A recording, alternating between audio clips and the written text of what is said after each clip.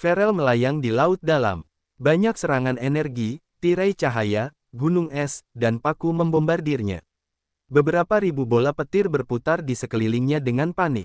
Dasar laut akan hancur. Miliaran anak panah air menciptakan sungai yang panjang dan tak henti-hentinya seolah-olah selalu menutupi Ferel. Ferel terpukul dan bingung. Dia sangat terkejut karena dia tidak tahu mengapa Kaisar Hiu Laut tiba-tiba meledak dengan panik. Sampai sekarang, Kaisar Hiu Laut selalu memiliki akal sehat. Dia jarang menyinggung anggota 7 klan. Selain itu, dia telah menahan prajuritnya untuk tidak menimbulkan konflik dengan yang lain. Laut Pemusnahan memiliki 3 leluhur wilayah yang hebat termasuk Kaisar Hiu Laut, Ferel, dan Ricardo. Di antara mereka, Kaisar Hiu Laut adalah yang paling sederhana. Dia jarang muncul ke permukaan laut atau memulai dendam terhadap 7 klan. Banyak orang berpikir bahwa kesederhanaannya adalah tanda kelemahan. Karena Kaisar Hiu Laut selalu mengendalikan prajuritnya, para ahli di Laut Pemusnahan mengira bahwa dia lebih lemah dari Ferel dan Ricardo. Setelah sekian lama, Ferel juga mengira bahwa Kaisar Hiu Laut tidak berani menghadapinya secara langsung. Itu juga alasan mengapa dia bertindak gegabah begitu dia tiba. Dia telah memutuskan segalanya dengan arogan. Dia mengira bahwa dia mengerti Kaisar Hiu Laut dan bahwa Kaisar Hiu Laut akan setuju dengan sarannya untuk tidak menyinggung klan hantu. Karena itu, dia secara proaktif menyerang Xian. Dia tidak akan pernah bisa memperkirakan bahwa Kaisar Hiu Laut, yang selalu bersikap moderat dan sering memutuskan untuk mengalah, tiba-tiba akan bertindak liar hari ini. Kaisar Hiu Laut, apakah menurutmu kamu cukup kuat untuk menelan menara simbol kekuatan Upanishad sendirian? Ferel yakin bahwa menara simbol kekuatan Upanishad adalah target Kaisar Hiu Laut. Dia menyeringai, jangankan kamu, aku tahu bahwa aku seharusnya tidak bermimpi tentang mengambil menara simbol kekuatan Upanishad ketika 7 klan sedang menonton. Kamu seharusnya tidak memikirkannya. Kaisar Hiu Laut dengan dingin melayang. Di belakangnya adalah dunia air biru tua. Miliaran aliran air seperti anak panah yang terus-menerus melesat membombardir Ferel. Bola petir yang tak terhitung jumlahnya meledak saat Ferel menghadapi serangan Kaisar Hiu Laut secara langsung. Dia harus berhadapan dengan bawahan Kaisar Hiu Laut yang kuat secara bersamaan. Namun, dia tampak sedikit gegabah. Mengapa kamu tidak pergi? Desis Kaisar Hiu Laut. Xian dan Meiji masih bingung saat mereka menyaksikan di tepi pertempuran. Mereka menyaksikan situasi berubah terbalik hanya dalam sekejap mata dan merasa sangat bingung. Apa yang sedang terjadi? Mereka tidak tahu mengapa Kaisar Hiu Laut ingin melindungi mereka karena dia baru saja mencoba memaksa mereka untuk menyerahkan menara simbol kekuatan Upanishad dan simbol awal mutlak 5 menit yang lalu. Sikap Kaisar Hiu Laut berubah seketika. Dia telah menyergap Ferel. Xian dan Meiji tercengang karena terkejut. Namun, mereka mengira Kaisar Hiu Laut memiliki tujuan lain. Mengapa? Meiji bingung. Sejauh yang aku tahu, kamu tidak memiliki persahabatan dengan para pendahulu di klan hantuku. Klan hantu, Kaisar Hiu Laut mengejek. Itu tidak ada hubungannya dengan klan hantu. Kaisar Hiu Laut menatap Xian, wajahnya rumit. Karena dia, aku belum pernah bertemu denganmu sebelumnya. Hari ini adalah pertama kalinya kita bertemu, kan? Pikir Xian. Dia yakin bahwa dia belum pernah bertemu Kaisar Hiu Laut sebelumnya. Itu adalah pertama kalinya mereka bertemu. Ini pertama kalinya kamu bertemu denganku. Tapi gurumu, apakah dia pernah menyebutkan aku padamu? Kaisar Hiu Laut tampak sedih saat mengejek dirinya sendiri. Oh, benar, dengan sikap dan visinya, dia tidak akan menganggapku penting. Tapi kurasa dia tidak menyangka aku juga akan mencapai alam leluhur wilayah. Guruku, Xian terkejut. Penampilanmu, kekuatan Upanishadmu, dan auramu memberitahuku bahwa kau adalah muridnya, dengus Kaisar Hiu Laut. Maksudmu haus darah, bukan? Xian terkejut. Ya, kalau bukan dia, siapa lagi? Kaisar Hiu Laut tersenyum pahit seolah-olah dia tidak ingin menyebut karakter ini.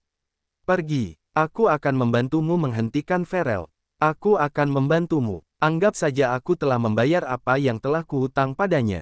Ini haus darah lagi. Xian terguncang. Dia berteriak dalam hati, mengerutkan kening, dan tidak mengatakan apapun. Meiji memahaminya. Setelah dia mengetahui bahwa Kaisar Hiu Laut telah membalikkan tombaknya karena guru Xian, dia memaksakan senyum dan kemudian berkata, bagaimana kalau kita bergandengan tangan dan membunuh Farel? Kalau tidak, setelah kita pergi, bagaimana kamu bisa menghadapi kemarahan dari 5 klan? Xian berbalik untuk melihat Kaisar Hiu Laut. Sementara Kaisar Hiu Laut berbicara kepada mereka, tirai air di wilayah air di belakangnya menciptakan puluhan ribu penghalang air untuk menguras dan menyegel Farel bersama dengan serangan bawahannya. Farel tidak memiliki tangan bebas untuk mengacaukan mereka. Lagi pula, aku berada di alam leluhur wilayah. Tidak mudah untuk menyerangku, Kaisar Hiu Laut memasang wajah sombong. Tetapi jika kamu tinggal, kamu tidak dapat mengancam Farel karena kamu tidak tahu bahwa leluhur wilayah bukanlah orang yang dapat kamu lawan. Jadi, daripada tinggal di sini dan kemudian tertangkap oleh 5 klan nanti, lebih baik kau pergi sekarang.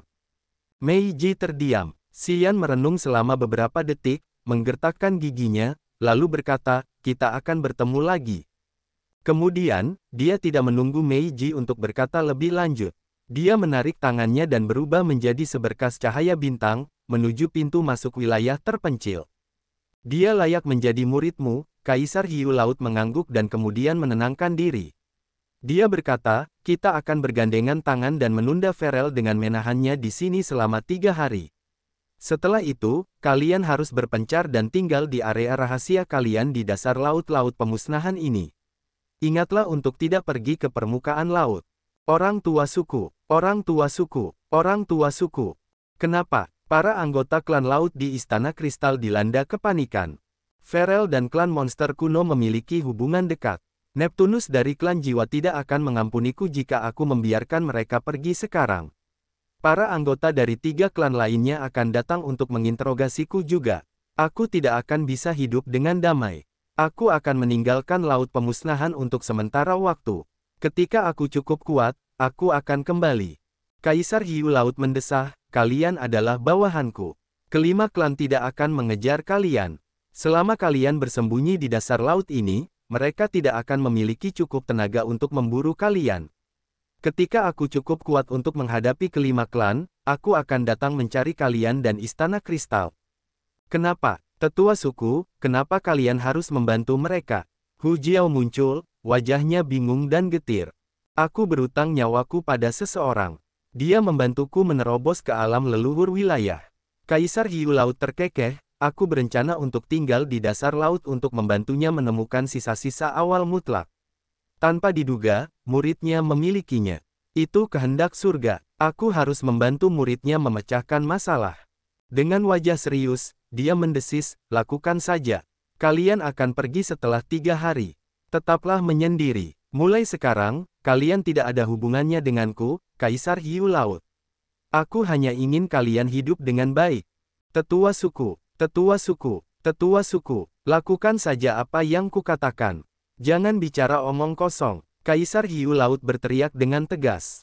Di dalam wilayah perairan di belakangnya, miliaran tirai air telah menciptakan penghalang yang luas dan menyegel wilayah petir Farel. Para prajurit klan laut tidak terpengaruh oleh tirai air. Mereka terus-menerus menyerang dan membombardir Farel, membuatnya gelisah. Waktu berlalu dengan cepat. 3 hari telah berlalu secepat kedipan mata. Para anggota klan laut kelelahan setelah 3 hari berturut-turut diserang. Mereka semua melemah hingga ke tingkat tertentu. Karena Kaisar Hiu Laut memahami bawahannya dengan baik, dia tahu bahwa mereka hanya bisa bertahan selama 3 hari. Setelah 3 hari, dia menaikkan suaranya. Hu Jiao, Datuk, kalian semua mengendalikan Istana Kristal. Sisanya, berpencar dan bersembunyi di area rahasia kalian di Laut Kehancuran. Kalian juga harus memberitahu yang lain yang tidak tahu tentang kejadian ini. Orang tua suku, jangan mengoceh. Aku sudah memutuskan, pergilah sekarang. Banyak anggota klan laut tampak sedih. Mereka pergi seperti yang diperintahkan Kaisar Hiu Laut. Hu Jiao dan Datuk mengusir Istana Kristal itu. Mereka telah berjanji untuk melindungi Istana Kristal dan menunggu sampai Kaisar Hiu Laut kembali. Tak lama kemudian, hanya Kaisar Hiu Laut dan lelaki tua di dalam kerang laut yang tersisa di daerah ini. Shenren, aku ingin kau pergi bersama mereka. Pada saat ini, Kaisar Hiu Laut tidak menyerang Farel lagi. Namun, Farel masih terperangkap di banyak lapisan air. Ia menggunakan kekuatan petirnya untuk menyerang lapisan air dan menyingkirkannya. Yang lain tidak tahu ini, tetapi aku yakin kau tahu. Bertarung di dasar laut, Ferrell dan Ricardo bukanlah lawan yang setara denganku. Aku tinggal di sini dan aku mengolah kekuatan air Upanishad. Daerah laut ini adalah pendukung alamiku. Lelaki tua klan laut di dalam kerang laut itu hanya terkekeh. Tentu saja, aku tahu itu. Jika kau ingin bertarung dan jika kau agresif, Ferrell dan Ricardo seharusnya sudah dikalahkan. Aku juga tahu bahwa setelah aku pergi, Ferrell tidak akan menjadi sainganmu. Tapi bagaimana jika Neptunus dan Ricardo semuanya datang ke sini? Mata Kaisar Hiu Laut tampak tenang. Kau belum mencapai alam leluhur wilayah. Bahkan jika kau tetap tinggal, kau tidak dapat membantuku. Aku tetap tinggal untuk mengingatkanmu kapan harus pergi. Aku tahu bahwa bahkan jika Neptunus dan Ricardo datang, jika kau ingin pergi, kau dapat pergi kapan saja. Aku hanya takut kau akan berpura-pura bodoh lagi, kata Shenren. Kau telah menemaniku selama bertahun-tahun. Kau harus tahu bahwa aku bukan seperti dulu. Aku pemarah seperti guntur. Aku suka membantai tanpa alasan. Aku tidak tahu apa artinya menyerah. Tapi sekarang, aku sabar dan licik. Aku telah mengubah kebiasaan burukku. Aku tahu hidup lebih penting daripada reputasi. Aku tahu kapan harus melarikan diri, Kaisar Hiu Laut tersenyum. Meski begitu, aku harus melihatmu pergi, Shenren bersikeras. Kaisar Hiu Laut terkejut. Berpikir sejenak, dia mengangguk dengan enggan, matanya kesal. Dia pasti sudah pergi. Ketika dia kembali, dia memberitahu kita bahwa jika kita melihat penggantinya, itu berarti dia sudah pergi. Aku tidak percaya bahwa karakter seperti dia sudah mati sekarang. Kau telah mencapai alam yang tinggi. Tentu saja, dia punya tempat untuk kembali. Ketika kita bertemu dengannya di laut tahun itu, kita baru saja berada di alam dewa yang baru lahir. Kita tidak berguna. Kita telah mencari selama bertahun-tahun di dasar laut ini dan kita tidak mendapatkan apapun.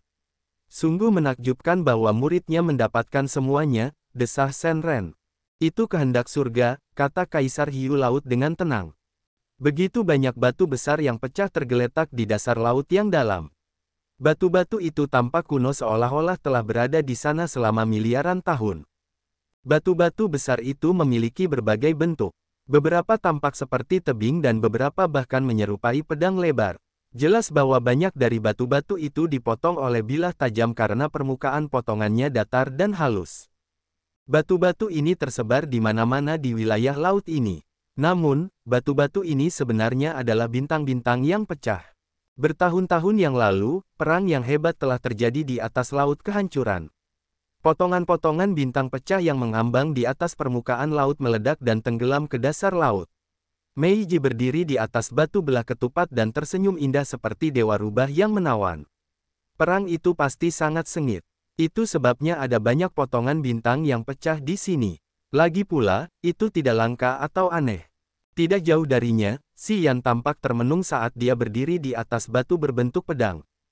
Xian dan Meiji telah bergerak secepat kilat hingga mereka mencapai wilayah laut ini dengan begitu banyak batu.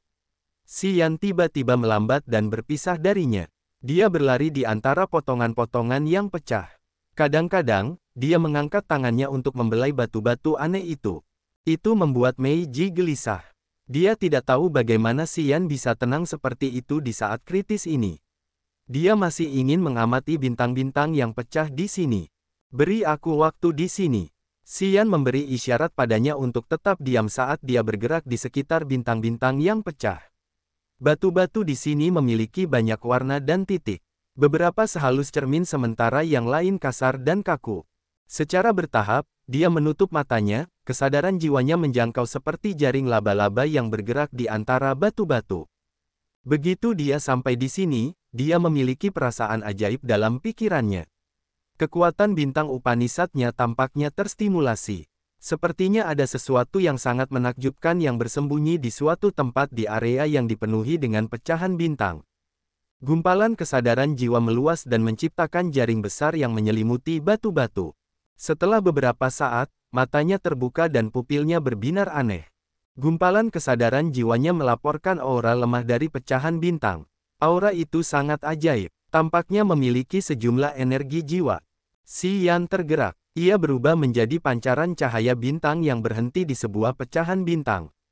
Batu ini tingginya puluhan meter dan tampak berwarna coklat keabu-abuan. Ia mengulurkan tangan dan meletakkan tangannya di atas batu itu. Setelah menenangkan pikirannya, ia merasakan dan mengirimkan energi bintang ke dalam batu itu. Ledakan. Bintang coklat keabu-abuan yang pecah itu menjadi menyilaukan saat ia mengirimkan energi bintangnya ke dalamnya. Cahaya bintang yang cemerlang itu seperti pedang yang dingin dan tajam atau bintang yang terang di malam yang gelap. Meiji tiba-tiba melihat cahaya yang menyilaukan dari kejauhan. Dia kebingungan saat dia bergegas maju. Matanya yang indah bersinar saat dia berdiri di bintang lain dan memperhatikan. Pada saat ini, Xian menyentuh batu yang memancarkan cahaya bintang, wajahnya terfokus tetapi matanya terkejut. Potongan bintang yang pecah ini memiliki seberkas aura yang lemah. Aura itu, milik batu ini. Itu adalah fitur magis ketika kekuatan Upanishad dikultivasikan ke tingkat tertinggi. Akhirnya memiliki kesadaran. Sebuah adegan muncul di kepalanya.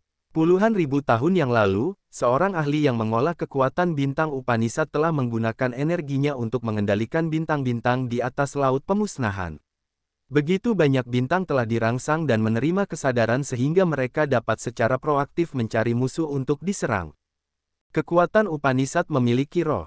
Energi yang dikeluarkan oleh ahli tersebut menerima roh dan mengubahnya menjadi bagian dari roh ahli tersebut.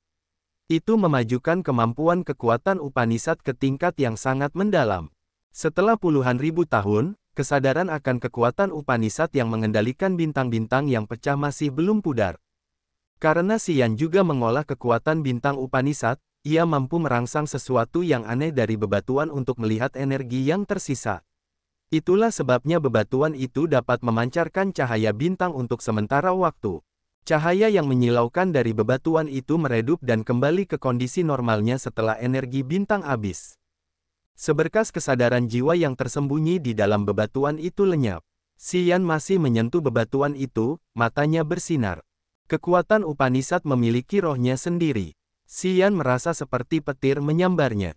Sementara pikirannya berubah, cahaya bintang melesat keluar dari 10 jarinya. 10 pancaran cahaya bintang berputar dan bergerak seperti 10 ular roh.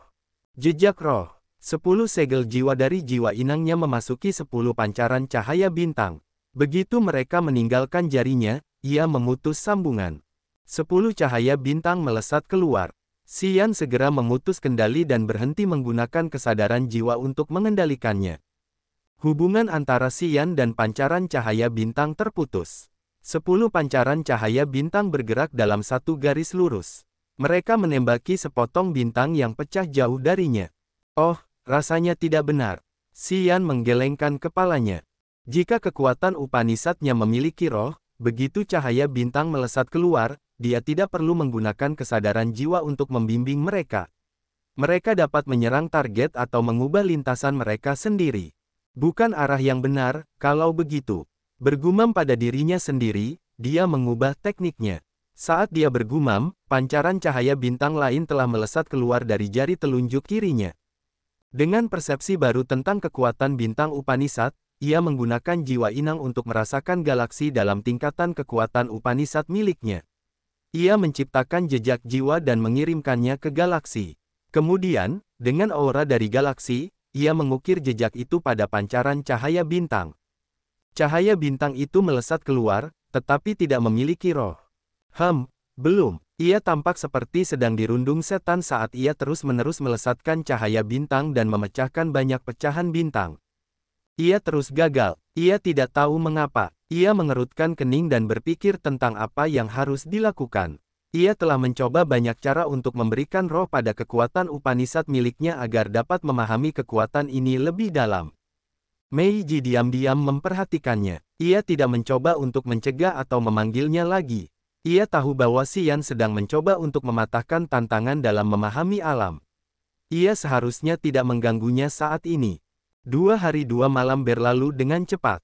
Meiji menemukan harta karun yang mirip dengan kompas bintang fantasi surgawi, jadi ia tahu waktunya. 2 hari 2 malam bukanlah waktu yang lama. Biasanya, itu hanya sekejap mata. Namun, dalam situasi saat ini, 2 hari sudah cukup untuk banyak hal terjadi. Itu juga cukup bagi musuh untuk menangkap mereka. Melihat Xian tenggelam dalam kultivasinya tetapi tidak mendapatkan apapun, Meiji menjadi gelisah. Waktu terus berlalu. Xian bingung saat dia berdiri di antara pecahan bintang dan mencoba memahami kekuatannya Upanishad. Meiji sangat gelisah seolah-olah dia mendapat api yang membakarnya dari dalam. Tanda pisah tanda pisah tanda pisah tanda pisah tanda pisah tanda pisah tanda pisah tanda pisah tanda pisah tanda pisah tanda pisah tanda pisah tanda hubung. Ledakan, ledakan, guntur terus bergemuruh. Energi menghantam lapisan air dan menghancurkannya. Farel melolong dan akhirnya terbebas dari pembatasan air. Dia menggelegar dengan marah. Kaisar Hiu Laut, kau menjebakku dan membiarkan anak itu pergi. Aku tidak peduli tujuan macam apa yang ada dalam pikiranmu. Tapi kau harus menanggung akibatnya. Kaisar Hiu Laut dan Shenren menghalangi sisi Farel, wajah mereka acuh tak acuh saat mereka mengabaikan teriakan Farel. Aku tidak ingin bicara denganmu. Di mana anak itu? Aku sudah setuju dengan klan monster kuno untuk mengambil nyawanya dan menara simbol kekuatan Upanishad. Farel memasang wajah dingin. Kaisar Hiu Laut menyeringai dan menggelengkan kepalanya. Farel, apakah kamu masih berpikir bahwa kamu yang terbaik di laut kehancuran ini? Aku tahu kamu sudah mencoba memprovokasiku beberapa kali. Kamu ingin melawanku dan mengalahkanku. Kamu ingin menggunakan kekalahanku untuk memperkuat posisi tinggimu dan menerima lebih banyak pengakuan dari klan monster kuno. Kamu ingin mereka mengundangmu kembali ke klan monster kuno dengan upacara yang mulia, kan? Itukah yang kamu inginkan? Kata-katanya mengungkap pikiran Farel. Farel bukanlah anggota klan monster kuno, tetapi dia memiliki garis keturunan klan monster kuno. Sebelum dia cukup kuat, klan monster kuno tidak memperhatikannya. Sebelum dia mencapai alam leluhur wilayah dan mendapatkan ketenaran di laut pemusnahan, klan monster kuno bahkan tidak memandangnya. Mereka telah mengirim Yerberg dan Husen untuk sering mengunjunginya. Farel tampak sombong tetapi jauh di dalam hatinya, dia menginginkan pengakuan klan monster kuno. Dia ingin kembali ke klan dengan kejayaan dan menjadi salah satu ahli dengan kekuatan tertinggi. Dalam beberapa tahun terakhir, dia sering memprovokasi Kaisar Hiu Laut dan Ricardo. Dia ingin mengalahkan mereka dan menjadi prajurit terkuat di laut pemusnahan. Kemudian, dengan gelar ini, dia akan menarik perhatian para ahli sejati klan monster kuno. Mereka akan datang ke laut pemusnahan secara pribadi untuk mengundangnya kembali ke klan monster kuno untuk bertemu leluhurnya dan memberinya perlakuan terbaik sesuai dengan status bangsawannya. Itu hanya alasan Farel ingin membalas dendam atas Yerberg dan Husen. Dia hanya ingin memanfaatkan kesempatan untuk memamerkan bakatnya dengan merampok menara simbol power Upanishad untuk membuktikan status penguasanya di laut kehancuran. Dia tidak takut menyinggung klan hantu untuk mengikatkan dirinya dengan klan monster kuno. Dia telah menerima penerimaan dari eselon senior klan monster kuno. Selama dia bisa mengambil menara simbol power Upanishad, aula ketenaran klan monster kuno akan menyediakan tempat untuknya. Untuk tempat ini, Farel telah berusaha sekuat tenaga untuk bersaing. Saat Kaisar Hiu Laut telah melihatnya, wajah Farel menjadi gelap. Bagaimana jika itu benar? Bagaimana jika itu tidak benar? Benar atau tidak, aku akan memuaskanmu hari ini. Aku akan bertarung denganmu, Farel. Kuharap itu memenuhi keinginanmu selama bertahun-tahun. Kaisar Hiu Laut menyeringai. Matanya tiba-tiba memerah, yang mirip dengan amukan Xian. Aura brutal dan haus darah yang sama sekali berbeda dari kekuatan air Upanishad-nya tiba-tiba meledak dari tubuhnya. Shenren melayang di dekatnya. Melihat penampilan Kaisar Hiu Laut, dia merasa khawatir. Orang tua itu memutuskan untuk tinggal karena dia khawatir Kaisar Hiu Laut akan menggunakan teknik yang diajarkan haus darah kepadanya. Begitu dia menggunakannya, kompetensinya akan meningkat pesat. Namun, dia akan mirip dengan Xian dalam hal dia akan mudah kehilangan akal sehatnya dan jatuh ke dalam mode pembantaian. Jangan khawatir, aku mengerti. Aku akan pergi saat waktunya pergi. Sekarang, jangan mencoba membujukku untuk tidak melakukannya. Kaisar Hiu Laut menyeringai seolah-olah dia mengerti apa yang dikhawatirkan Shenren. Dia berteriak dan bergerak dengan mudah. Menginjak arus air, dia melangkah menuju Farel. Farel sedikit mengubah raut wajahnya. Ia mengangkat kepalanya untuk melihat wilayah perairan di atas kepalanya saat ia merasakan tekanan meningkat puluhan kali lipat.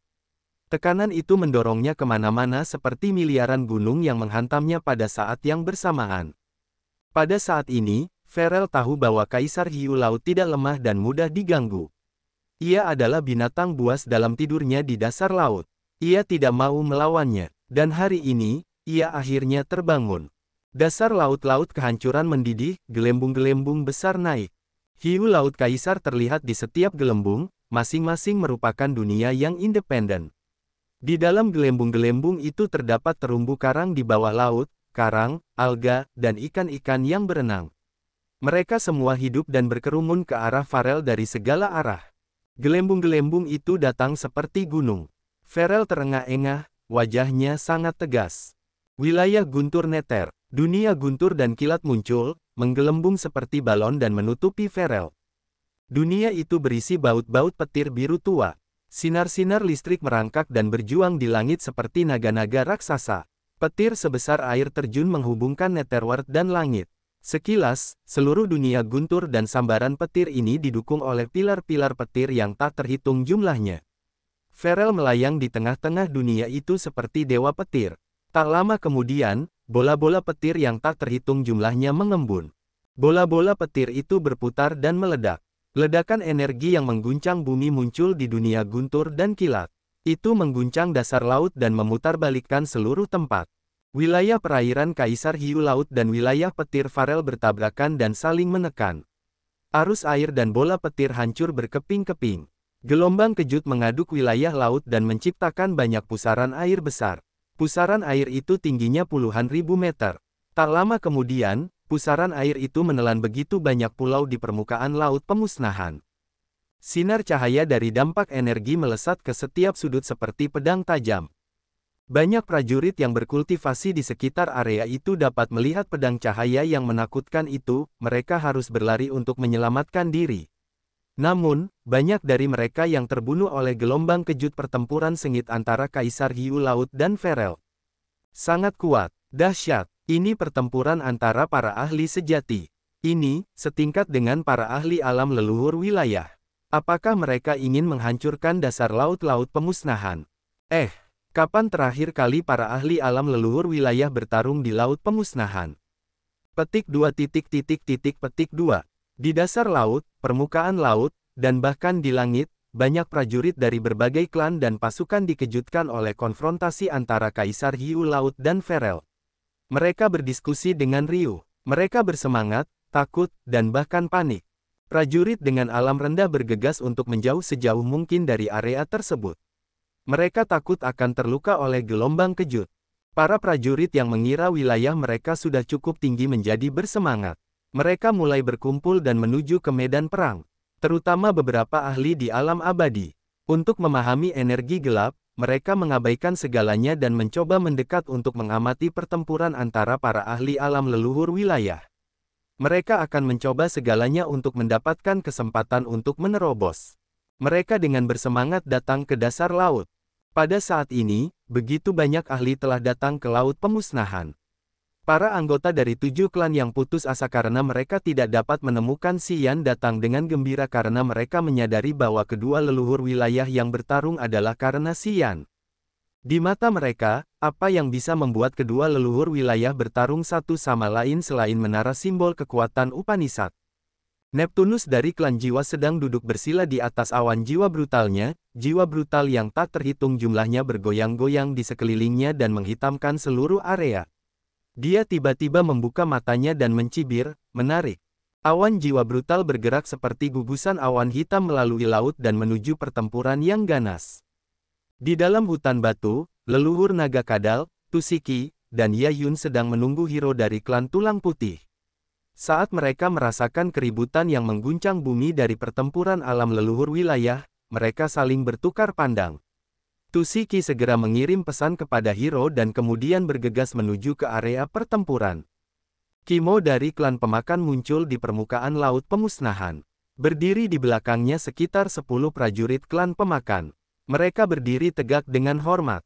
Kimo mengamati pusaran, mendengarkan gemuruh guntur dari pusaran dan mengerutkan kening, pergilah ke dasar laut.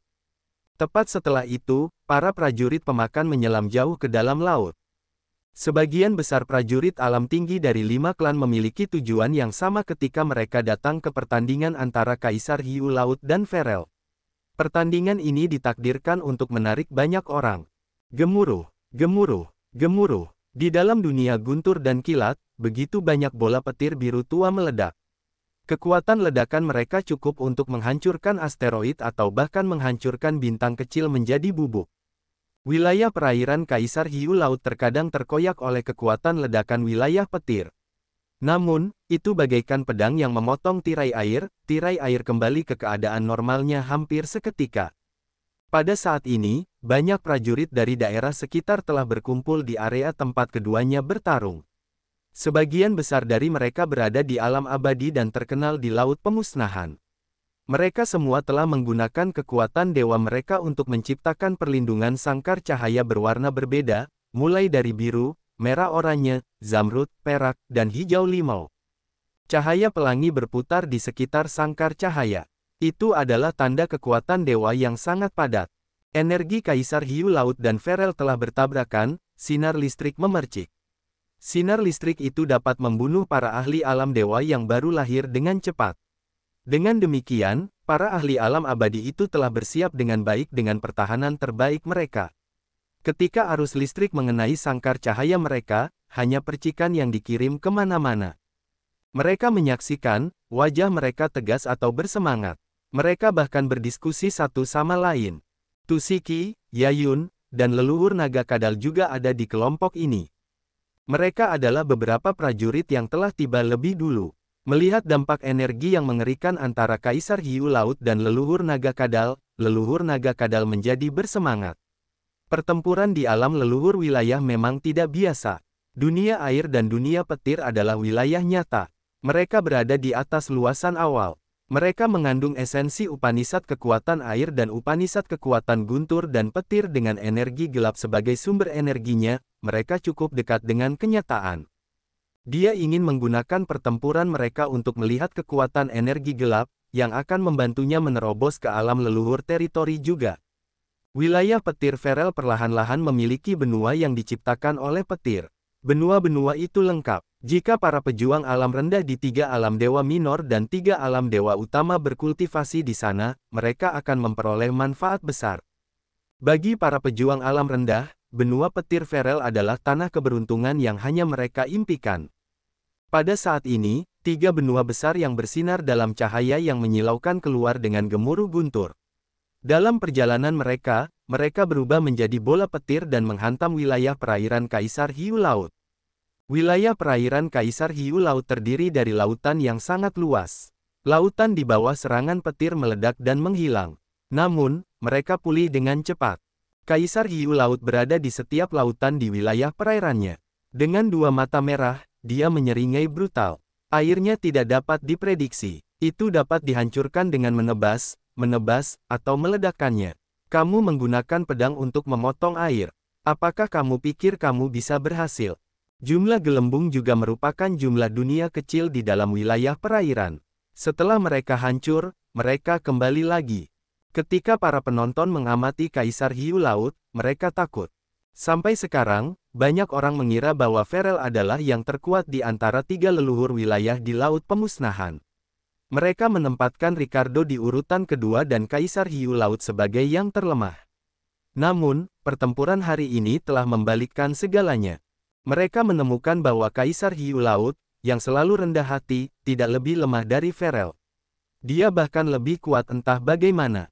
Banyak dari mereka yang mengenalinya dan berpikir, itu dasar laut, jauh di dalam Laut Biru. Kaisar Hiu Laut mengolah kekuatan air Upanishad. Dia memiliki dukungan alami di sini. Bagaimana Ferel bisa menghadapinya dengan tenang? Pada saat ini, mereka terkejut dan mengingat kekuatan Kaisar Hiu Laut Upanishad. Mereka pikir masuk akal jika Kaisar Hiu Laut bisa menang dalam pertempuran ini. Pertempuran itu masih terjadi. Tanda pisah tanda pisah tanda pisah tanda pisah tanda pisah tanda pisah tanda pisah tanda pisah tanda pisah tanda pisah.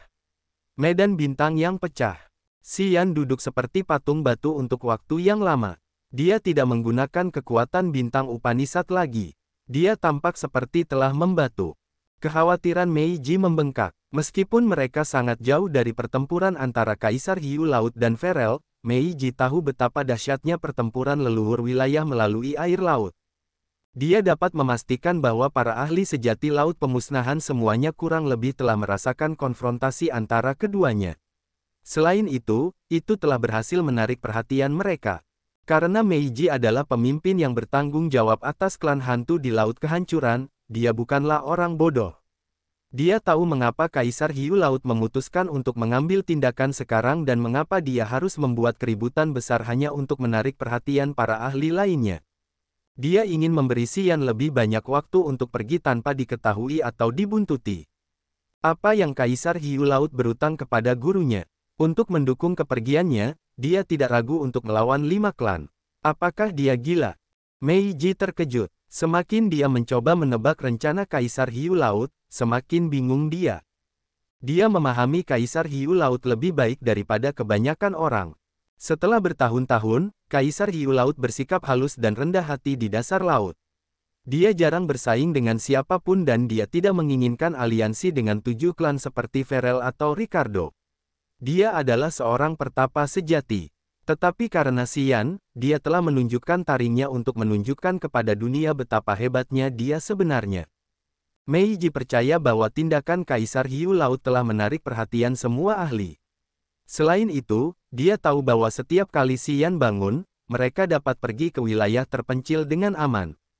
Namun, Xian telah terdiam cukup lama seolah-olah jiwanya telah pergi. Meskipun dia telah menyegel area ini untuk sementara waktu, jika seorang ahli sejati datang, dia masih dapat mengenali situasi yang tidak normal. Ketika dia dan Xian terekspos, mereka tidak dapat mengendalikan situasi. Apa yang harus kulakukan sekarang? Haruskah aku membangunkannya dan memberitahunya bahwa Kaisar Hiu Laut bertarung melawan Ferel untuk memberinya kesempatan untuk pergi? Meiji berjuang secara mental dan tidak dapat mengambil keputusan. Aura tajam tiba-tiba datang. Yang lain bahkan telah mengucapkan sesuatu seolah-olah dia telah menemukan segel yang halus di area ini. Meiji tegang saat dia menggertakkan giginya. Aku harus membangunkannya. Sosoknya bergerak saat dia mencoba menggunakan kesadaran jiwanya untuk memasuki otak Xian dan membangunkan kesadarannya. Namun, pada saat ini, pedang es besar mengembun di atas ilusi es ini dan menebas ke bawah. Meiji telah menggunakan kristal es untuk menciptakan ilusi yang telah menyembunyikannya dan Xian di sudut buta. Orang normal tidak dapat menemukan mereka. Namun, orang acak ini kebetulan juga mengembangkan kekuatan es Upanishad. Itu sebabnya dia dengan penasaran menebas ilusi es untuk melihat apa yang disembunyikannya. Pedang itu telah menebas mereka sebelum kesadaran jiwa Meiji dikirim ke Xian. Retak, retak, retak, ilusi es diserang. Itu hancur seperti cermin. Potongan-potongan es memantulkan situasi yang kacau. Semburan cahaya bintang yang diciptakan oleh energi bintang melesat keluar dari tubuh Xian. Itu bertindak seolah-olah memiliki kesadarannya sendiri. Begitu dilepaskan, itu seperti seekor naga yang terbang tinggi ke langit atau binatang buas yang dikurung yang tiba-tiba melarikan diri dari penjaranya. Dengan bersemangat, ia menangkis pedang es. Pedang es itu pecah dan pancaran cahaya bintang berubah menjadi lebih banyak sinar bintang. Itu seperti jiwa yang terbagi menjadi puluhan gumpalan. Sinar bintang itu memancarkan teriakan marah saat mereka bergerak lincah seperti segerombolan ular dan melingkari seorang prajurit. Xian terdiam cukup lama. Sekarang, dia membuka matanya dan berdiri di antara bintang-bintang yang pecah. Dia melihat para prajurit yang diikat oleh rantai cahaya bintang di air di atas kepalanya. Dia adalah seorang prajurit yang mengolah kekuatan es Upanishad di langit kedua alam abadi. Pria ini memiliki penampilan khas seseorang dari klan monster kuno. Dia ditutupi bulu tebal, tangannya kasar dan besar, dan wajahnya seperti binatang buas. Cahaya aneh dan dingin berkilauan di matanya. Kau adalah Xian itu. Hahaha. Dia membungkuk untuk melihat dan tidak bisa menahan tawa gila. Aku memakai sepatuku dengan sia-sia. Dan sekarang, aku mendapatkanmu tanpa mengeluarkan sedikit usaha. Oh ya, apakah kau benar-benar sebahagia itu? Tawa Meiji yang memikat bergema dari balik sebuah batu besar. Prajurit itu langsung mengubah wajahnya seolah-olah dia melihat hantu. Dia mencoba melompat dan menyingkirkan area ini. Dia dulu bekerja sebagai pengawal Husen untuk sementara waktu. Dia telah menyaksikan Meiji memukuli Husen, yang hampir memicu perang antara klan hantu dan klan monster kuno. Dia tahu bahwa Meiji dingin dan kejam meskipun dia terlihat seksi dan menggoda. Dia benar-benar jahat dan perbuatannya tidak kenal ampun. Melihat Meiji, pelipisnya berdenyut. Namun, begitu banyak rantai cahaya bintang yang melingkarinya bertindak seolah-olah mereka memiliki kehidupan. Dia bahkan bisa merasakan aura dendam, marah, dan brutal dari mereka. Setelah berjuang beberapa saat, dia tidak bisa menyingkirkan mereka. Xian berdiri di atas sebuah batu di bawahnya. Dia tidak tampak ingin menyerangnya, wajahnya bingung. Dia tidak mendongak untuk melihat pria itu. Semburan cahaya bintang muncul di ujung jarinya. Seberkas. Cahaya tak terlihat terpancar dari jiwa tuan rumah dan menyinari galaksi dalam tingkatan kekuatan Upanishad. Cahaya jiwa tuan rumah meresap ke galaksi dan terus bergerak ke laut kesadaran. Gumpalan kesadaran jiwa dilepaskan. Gumpalan kesadaran jiwa itu tercetak pada cahaya bintang. Tak lama kemudian, cahaya bintang itu tampaknya memiliki kesadaran dan proyeksi jiwanya. Perasaan aneh tercermin dalam benaknya. Pancaran cahaya bintang dari ujung jarinya tampaknya memiliki jiwa lain, bagian dari dirinya. Itu memiliki hubungan mental dengannya, tetapi memiliki kesadaran yang independen. Itu secara protektif meninggalkan ujung jarinya dan mengarah ke prajurit klan monster kuno. Xian tersentak. Kekuatan Upanishad dengan roh. Itu adalah kekuatan Upanishadnya yang memiliki roh. Kemampuan kekuatan Upanishadnya sekarang memiliki kesadaran yang lengkap dan independen. Itu menjadi miniatur jiwa tuan rumah yang secara proaktif dapat menghindari serangan dan menemukan kelemahan musuh untuk membunuhnya. Itu adalah prinsip misterius dari kekuatan Upanishad. Dengan menggunakan jiwa inang untuk merantai kekuatan Upanishad di tingkatan kekuatan Upanishad dan kemudian menghubungkannya dengan laut kesadaran, Xian telah menambahkan kesadaran jiwanya ke kekuatan dewanya. Jiwa inang, kekuatan Upanishad, laut kesadaran, dan kekuatan dewa telah menciptakan resonansi yang luar biasa, yang membuat kekuatan Upanishad mendapatkan aura jiwa secara instan. Xian sekarang memahami prinsip ajaib ini. Ketika pikirannya berubah, kekuatan Upanishadnya berubah. Segel tangan yang dihasilkan oleh kekuatan kematian Upanishad terbang keluar dari kepalanya dan jatuh pada prajurit klan monster kuno itu. Segel merah itu memiliki sidik jari rumit yang tampak hidup dengan aura negatif termasuk haus darah, kebencian, kebrutalan, keputusasaan, dan ketakutan. Aura negatif telah menjadi jiwa kematian. Itu gelap, menyeramkan, dan dingin, dan itu dapat melepaskan gelombang energi negatif yang hebat. Ledakan. Prajurit klan monster kuno itu berteriak ketika otaknya terguncang dan diserang oleh energi negatif. Kesadarannya hancur. Tebasan silang luar angkasa. Xian berbicara dengan tenang dan mengubah Upanishad kekuatannya. Sebuah pedang cahaya berbentuk salib muncul. Pedang itu diciptakan oleh seberkas kesadaran jiwanya. Ketika pikirannya berkedip, dia berhati-hati untuk tidak merobek atau mendistorsi ruang karena dia takut menstimulasi ruang dengan buruk. Pedang ruang cahaya itu bergerak dengan kecepatan yang sangat tinggi sehingga mata telanjang hampir tidak dapat mengamatinya. Pedang cahaya itu menghilang tiba-tiba. Kemudian, dada prajurit klan monster kuno itu mengalami luka sayatan yang dalam. Luka itu menembus tubuhnya dan menghancurkannya. Segel kematian terukir di dahinya. Jiwa kematian memasuki altar jiwanya dan membuatnya kacau dengan teriakan pembunuhan yang tidak disadari. Xian terkekeh dan bergumam pada dirinya sendiri. Satu berhasil menembus dan sisanya berhasil menembus. Akhirnya aku mengerti mengapa Bloodthirsty telah mengolah 8 Upanishad kekuatan jahat yang hebat pada saat yang sama tetapi dia masih mencapai tingkat yang mendalam. Dia mengerti sekarang, ketika dia berada di Desolate Territory, lebih dari satu prajurit mengatakan kepadanya bahwa akan jauh lebih sulit untuk menerobos karena dia mengolah banyak kekuatan Upanishad pada saat yang sama dan bahwa dia harus memahami semua kekuatan Upanishad untuk mencapai alam baru. Dia mempercayainya tanpa sedikit pun keraguan.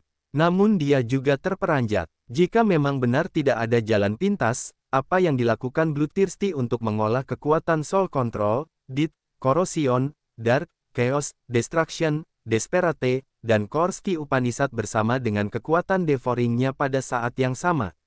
Dia telah maju sangat cepat di Desolate Territory dan dia telah memasuki teritori Ancestor Realm dengan cepat.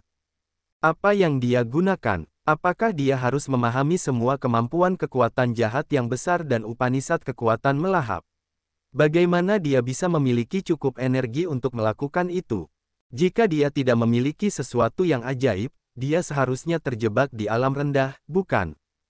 Tapi itu tidak terjadi. Tidak benar bahwa jika seseorang mengolah banyak kekuatan Upanishad pada saat yang sama, dia harus memahami masing-masing kekuatan Upanishadnya untuk memasuki alam baru. Jika dia memahami prinsip kekuatan Upanishadnya, dia bisa mengambil jalan pintas. Meskipun ada begitu banyak kekuatan Upanishad di dunia ini, mereka memiliki beberapa prinsip yang sama. Misalnya, jika kekuatan logam, kayu, air, api, dan tanah Upanishad dapat berubah menjadi dunia 5 elemen, mereka dapat menciptakan perangkap maut 5 elemen di dalam dunia yang disegel itu. Kekuatan jahat yang besar Upanishad termasuk dalam kekuatan kategori negatif dan haus darah Upanishad sehingga mereka berbagi beberapa prinsip yang sama. Selain itu, kekuatan roh Upanishad yang baru saja dipahaminya dapat mengirimkan aura jiwa ke kekuatan bintang, angkasa, dan kematian Upanishad saat ia menggunakan kemampuan mereka. Kekuatan angkasa dan bintang Upanishad memiliki aura vitalitasnya dan kekuatan kematian Upanishad adalah aura yang jahat dan menakutkan. Berbagai roh kekuatan Upanishad berhubungan dengan sinar matahari dan kegelapan di tubuhnya. Aura bintang dan vitalitas yang melonjak adalah gambaran kehangatan, toleransi, dan belas kasihan dalam jiwanya. Kekuatan angkasa Upanishad yang tajam mewakili ketajamannya sementara fitur jahat yang menakutkan dari kekuatan kematian dan melahap Upanishad adalah proyeksi dari kenegatifan yang paling ekstrim dalam jiwanya. Seseorang dalam situasi yang berbeda, suasana hati yang berbeda, dan waktu yang berbeda bertindak secara berbeda. Demikian pula, aura jiwa yang tercipta saat mengolah kekuatan Upanishad yang berbeda tidaklah sama. Itu dapat memperbesar beberapa aspek jiwa inang tanpa henti dan menanamkannya pada kekuatan Upanishad untuk meningkatkan kekuatannya dan kekuatan prinsipnya. Memang, saat ia berhasil menembusnya, semua hal lainnya juga bisa menembusnya. Karena ia telah memahami hal ini dalam Upanishad kekuatan bintang, ia juga menyimpulkan bahwa Upanishad kekuatan ruang, kematian, dan kehidupan miliknya dapat mencapai tingkat yang sama. Setelah memahami satu prinsip, ia telah mengembangkan semua Upanishad kekuatannya. Sambil menyipitkan mata, ia mengamati kematian tragis prajurit klan monster kuno di atas kepalanya dan tersenyum. Sebuah lubang hitam muncul dari ubun-ubun kepalanya. Lubang itu terbuka seperti mulut iblis yang menelan energi jiwa pria itu. Di dalam lubang hitam itu terdapat sisi gelap jiwa Xian yang paling menakutkan. Sisi itu memiliki bau hasrat haus darah seolah-olah menggerogoti daging dan darah serta melelehkan jiwa pria malang itu. Jaga aku perlu menyesuaikan kondisiku untuk sementara waktu. Kemudian, aku bisa memasuki langit kedua alam abadi, kata Xian. Mata Meiji memancarkan cahaya yang indah saat dia menelan nasihatnya dan menjawabnya dengan lembut. Baiklah. Tanda pisah tanda pisah tanda pisah tanda pisah tanda pisah tanda pisah tanda pisah tanda pisah tanda pisah tanda pisah tanda pisah tanda pisah tanda hubung. Di sudut laut pemusnahan, Ming Hao dan dewa-dewa berhenti dan menyipitkan mata untuk merasakan aura yang mengalir bersama arus air laut. Mereka tergerak. Alam Audrey tidak cukup tinggi. Dia mengerutkan kening dan tidak memahaminya. Para ahli sedang bertarung di dasar laut. Para ahli di alam leluhur wilayah. Ming Hong mengingatkan. Audrey ketakutan. Apakah itu karena Xian? Mungkin, pikir Ming Hong dan kemudian berkata, menara simbol kekuatan Upanishad sangat penting. Kecuali itu menara simbol kekuatan Upanishad, leluhur wilayah tidak akan bergabung dalam pertempuran secara pribadi. Aku ingin pergi ke sana dan melihat, kata Audrey dengan tegas. Itu bukan langkah yang bijaksana, Ming Hong menggelengkan kepalanya. Kami juga ingin pergi ke sana dan melihat, Ming Hao dan dewa-dewa bertukar pandang dan mengambil keputusan. Ini adalah kesempatan langka untuk melihat leluhur wilayah bertarung satu sama lain. Kita telah terjebak di wilayah ini untuk waktu yang sangat lama. Mungkin kita dapat belajar sesuatu dari pertempuran ini untuk menerobos ke wilayah leluhur wilayah. Mereka tidak mengenal kita sehingga mereka tidak akan menghubungkan apapun dengan kita. Kita dapat pergi ke sana dan mengamati dari kejauhan. Kita harus memeriksa apakah itu Xian, dan ini adalah kesempatan yang baik untuk meningkatkan wilayah kita juga.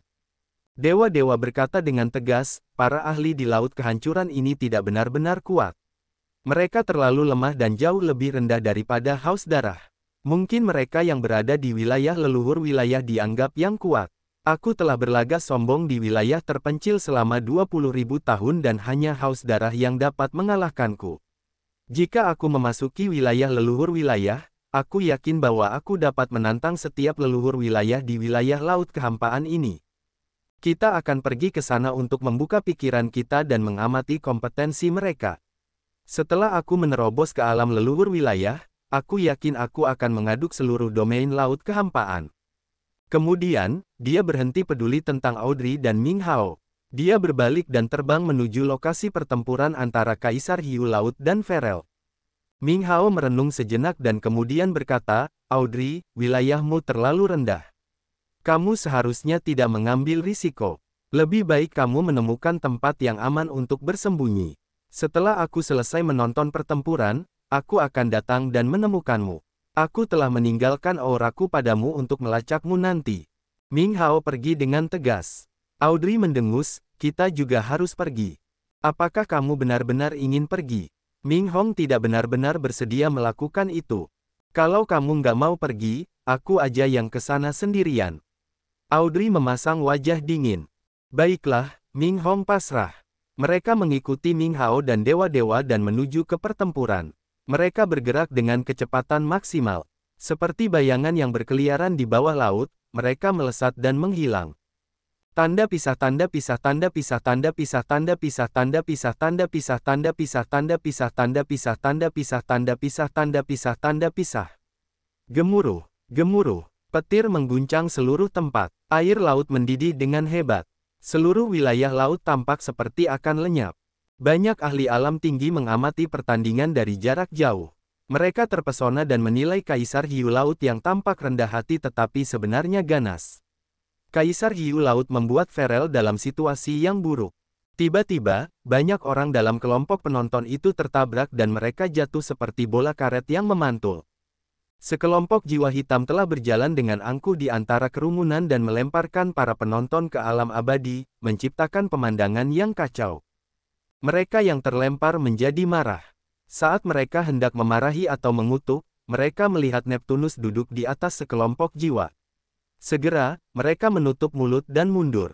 Banyak prajurit di sekitar yang menyaksikan pertempuran ingin dimaki-maki ketika mereka tersapu oleh gerombolan jiwa. Namun, karena mereka melihat Neptunus, mereka tidak berani mengatakan apapun meskipun merasa marah. Neptunus seperti gerombolan jiwa hitam yang melayang di udara. Dia duduk dengan rapi di atas awan jiwa yang brutal dan menyaksikan pertempuran antara Kaisar Hiu Laut dan Ferel dengan cemberut.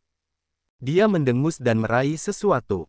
Cakar hantu raksasa yang diciptakan oleh jiwa-jiwa brutalnya mencengkeram seorang pria di langit pertama alam abadi. Cakar hantu itu menyeret pria itu ke Neptunus. Karena ketakutan, dia berteriak, "Pendahulu Neptunus, aku tidak menyinggungmu. Aku selalu menghormati dan mengagumi klan jiwa. Aku." "Diam!" teriak Neptunus. Pria itu tidak berani mengoceh lebih jauh dan hanya menggigil di bawah cakar hantu itu. "Mengapa Kaisar Hiu Laut dan Ferel saling menyerang?" tanya Neptunus dengan dingin. Pria itu bereaksi dan berkata, "Aku tidak tahu. Sungguh, aku tidak tahu. Mereka sudah bertarung saat aku datang. Hanya hantu yang tahu mengapa mereka bertarung." "Hantu, aku tidak suka saat orang menyebut kata itu di depanku." Mata Neptunus redup dan dingin. Cakar besar itu terjepit dan tubuh pria itu meledak. Darahnya berceceran bersama potongan-potongan dagingnya.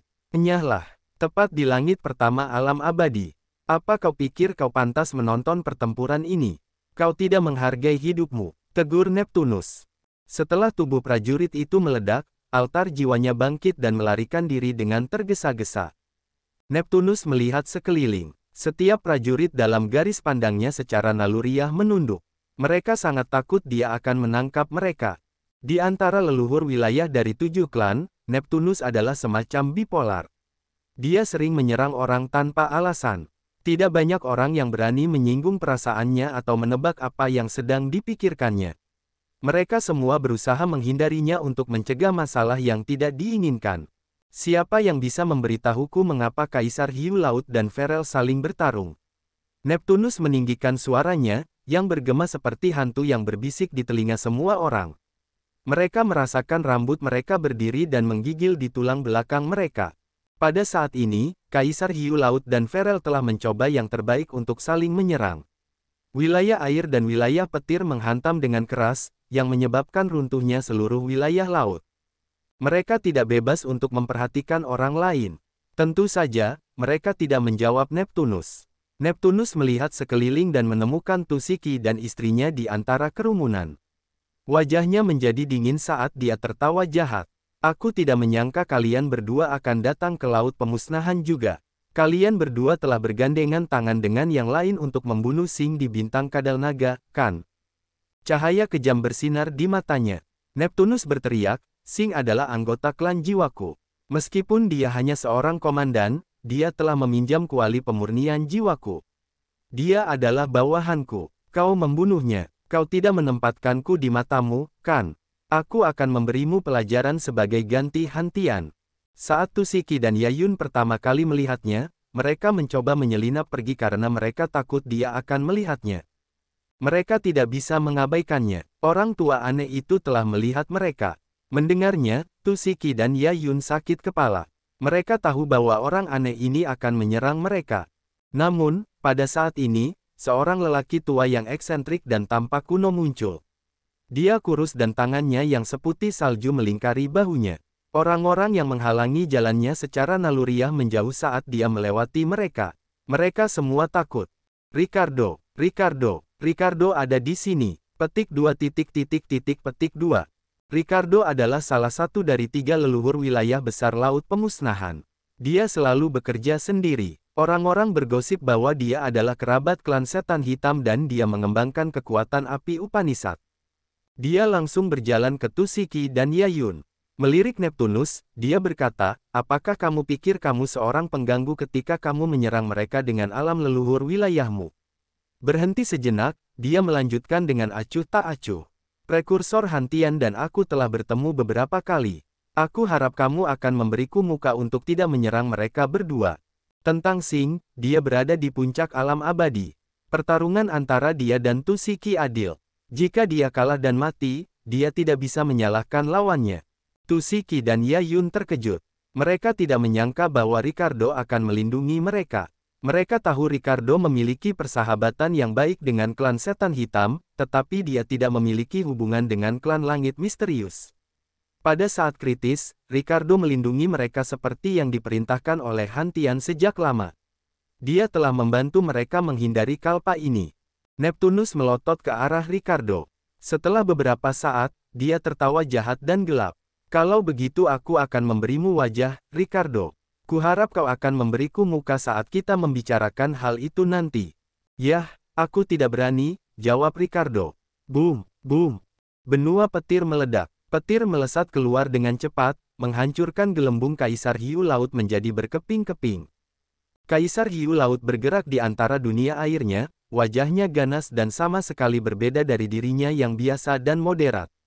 Mata merahnya memiliki semangat juang yang brutal, yang mengejutkan banyak orang. Apakah dia benar-benar Kaisar Hiu Laut? Benar-benar berbeda.